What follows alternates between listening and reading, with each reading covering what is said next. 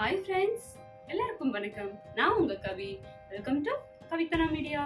இன்னைக்கு இந்த வீடியோவில் ப்ரெக்னெண்ட்டாக இருக்கிற லேடிஸ்க்கு ஏன் முடி கன்ஃபார்மாக கொட்டுது அப்படிங்கிறத இந்த வீடியோவில் நான் ஷேர் பண்ண போகிறேங்க.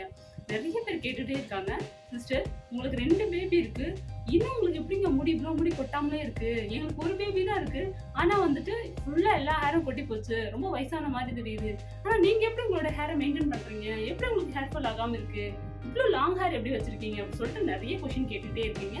அதுக்கெல்லாம் வந்துட்டு நான் இந்த வீடியோவில் ஆன்சர் வச்சிருக்கேன். எனக்கும் வந்துட்டு ஹேர் ஃபால் ஆனதுங்க. என்னோட ஃபர்ஸ்ட் பேபிக்கு வந்துட்டு நான் கரெக்டாக ரொட்டீன் ஃபாலோ பண்ணேன். எனக்கு ஒரு பிரச்சனை, நான் இந்த வீடியோக்கான முக்கியமான ஹேர் ஃபால் ஆகிறதுக்கான முக்கியமான ரீசன் வந்துட்டு அப்போ கொஞ்சம் கம்மியாக இருந்ததுனால என்னோட ஹேர் ஃபால் கண்ட்ரோல் பண்ணிட்டேன். ஆனால் செகண்ட் பேபிக்கு வந்துட்டு அதை நான் மிஸ் பண்ணிட்டேங்க. ஸோ என்னோட ஃபுல் ஹேருமே வந்துட்டு இதில் இருக்கிற பாதிக்கு பாதி முடி வந்து கொட்டி போச்சு. அது எப்படி கொட்டுனுச்சு, அந்த ஒரு ரீசன் என்ன அப்படின்றத நான் அந்த வீடியோ உங்களுக்கு மறக்காமல் ஷேர் பண்ண போகிறேன். அந்த ப்ராப்ளத்தை நீங்கள் கண்டுபிடிச்சிட்டிங்கன்னா கண்டிப்பாக இதுக்கப்புறம் உங்களுக்கு ஹேர் ஃபால் வராது. உங்கள் ஃபேமிலியோ இல்லை உங்கள் சிஸ்டர் யாருக்காக இருந்தாலும் நீங்கள் அதை ஷேர் பண்ணுங்கள். கண்டிப்பாக உங்களுக்கு முடி கொட்ட பிரச்சனை இல்லாமல் இருக்கும்.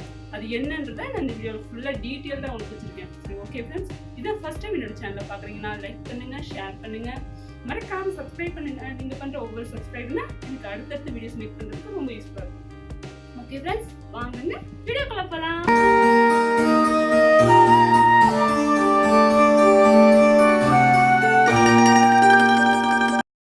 நிறைய சிஸ்டர்ஸ் வந்துட்டு சிஸ்டர் நீங்கள் வந்துட்டு கன்சீவாக இருக்கும்போது உங்களுக்கு முடி கொட்டவே இல்லையா, உங்கள் முடி எப்படி லாங்காக இருக்குது அப்படி சொல்லி தான் நிறைய பேர் கேட்டிருந்தாங்க. எனக்கு வந்துட்டு கன்சீவாக இருக்கும்போது நிறைய ஹேர் லாஸ் இருந்துச்சு. நான் பண்ண ஒரு சின்ன மிஸ்டேக் தான் அது காரணம். அதாவதுங்க, நம்ம கன்சீவாக இருக்கும்போதுட்டு வந்து நம்ம உடம்புல வந்து நிறைய வந்துட்டு ஹார்மோன்ஸ் இம்பேலன்ஸ்ட் ஆகும். வந்துட்டு ஒரு ஸ்டேபிளாக இல்லாமல் நிறைய மாற்றங்கள் நம்ம உடம்புல ஏற்படுறதுனால தான் நமக்கு நிறைய ஸ்ட்ரெஸ் ஆகும், ஒழுங்காக தூக்கம் வராது, நிறைய வாமிட்டிங் இருக்கும், அந்த மாதிரி நிறைய பிரச்சனை நம்ம உடம்புல வருங்க. அந்த டைமில் ஹேர் லாஸ் வந்து ஜாஸ்தி ஆகும். தூக்கம் இல்லைனாலும் ஸ்ட்ரெஸ் ஆனாலும் வந்துட்டு ஹேர் லாஸ் ஆகும். அது ஒரு காமனான பிரச்சனைங்க.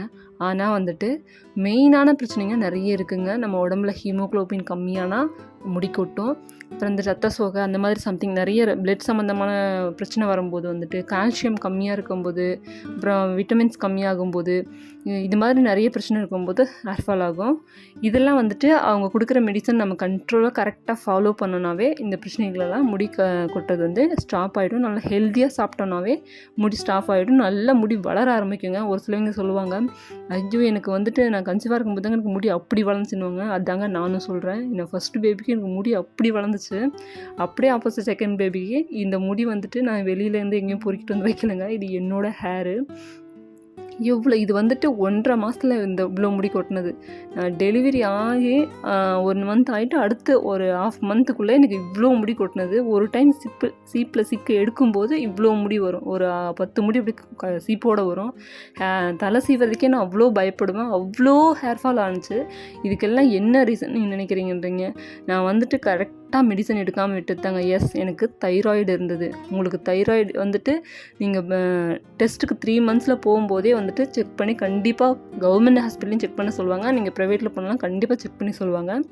நீங்கள் தைராய்டுக்கு வந்துட்டு ஹெவி நிறைய செலவாகலாம் எதிர்பார்க்காதீங்க. கம்மி செலவு தான் ஆகும். அது டெஸ்ட் எடுக்கிறது ஒரு 300 சம்திங் 400-500க்குள்ளே இருக்கும். டேப்லெட் வந்து 150 தான். அந்த ஒரு 100 டேப்லெட் கொடுப்பாங்க. அதை நீங்கள் ரெகுலராக நீங்கள் போட்டிங்கனாவே போதும். தைராய்டு நார்மலாகவே இருக்கும். தைராய்டு வந்து ஒரு நோய் கிடையாதுங்க. அது வந்துட்டு இம்பேலன்ஸ் ஆகிறதுனால, நம்ம ஹார்மோன் வந்து இம்பேலன்ஸ் ஆகிறதுனால அது வந்து அந்த இது வந்து அதிகமாகுது, இல்லைன்னா கம்மியாகும். ஸோ நீங்கள் டேப்லெட் கரெக்டாக எடுத்துக்கிட்டிங்கனாவே போதும். அந்த இது வந்துட்டு ஹேர் ஃபாலை கண்ட்ரோல் பண்ணிடும். நான் அதை வந்து எடுக்க மறந்ததுனால தான் எனக்கு அந்த 9 மந்த் வரைக்கும் கரெக்டாக எடுத்துகிட்டு இருந்தேன். டெலிவரி வரைக்கும். டெலிவரி முடிஞ்சு எனக்கு ஒரு சின்ன ஆப்ரேஷன் இருந்ததுனால, ஃபேமிலி பிளானிங் இருந்ததுனால நான் அதில் கான்சன்ட்ரேட் பண்ணி அந்த பெயினில் வந்துட்டு தைராய்டு டேப்லெட் கண்டினியூ பண்ண விட்டுட்டேன். அது அப்படியே ஹெவி ஆகிட்டு எனக்கு இந்த அளவுக்கு முடி கொட்டியிருக்கு வித்தின் 1 மந்தில். ஸோ நீங்கள் ஸ்டார்டிங்லேருந்து கண்டுக்காமல் விட்டிங்கன்னா அப்போ யோசிச்சு பாருங்கள் உங்களுக்கு எந்த அளவுக்கு முடி கொட்டுன்னு. நான் அதுக்கப்புறம் சுதாரிச்சுட்டு என்னுடைய அந்த டேப்லெட் கண்டினியூ பண்ணிவிட்டு நான் டாக்டர் செக் பண்ணிவிட்டு அது டேப்லெட் எடுக்க ஆரம்பித்தேன். நான் அதை வந்துட்டு என் வீட்லேயே வந்துட்டு நானே ஒரு சிரப் மாதிரி வச்சு செஞ்சு குடித்தேன். அந்த மாதிரி நான் வந்து நிறைய பண்ணி என்னோடய ஹேர் ஃபால் அப்படியே ஸ்டாப் பண்ணிவிட்டு அப்படியே ரீக்ரோத் ஆக ஆரம்பிச்சது மறுபடியும் என்னோடய முடி. என்னுடைய அந்த தைராய்டையும் நான் கண்ட்ரோல் பண்ணிட்டேன். இதுக்கான ட்ரீட்மெண்ட் நான் என்ன எடுத்தேன், எப்படி ஃபுட்டு சாப்பிட்டேன், என்னென்ன சாப்பிடக்கூடாது அப்படின்னு உங்களுக்கு வீடியோ வேணும்னா கண்டிப்பாக கமெண்ட் பண்ணுங்கள். நான் கண்டிப்பாக உங்களுக்கு அடுத்த வீடியோ மேக் பண்ணி போடுறேன். ரொம்ப யூஸ்ஃபுல்லாக இருக்க போகுது.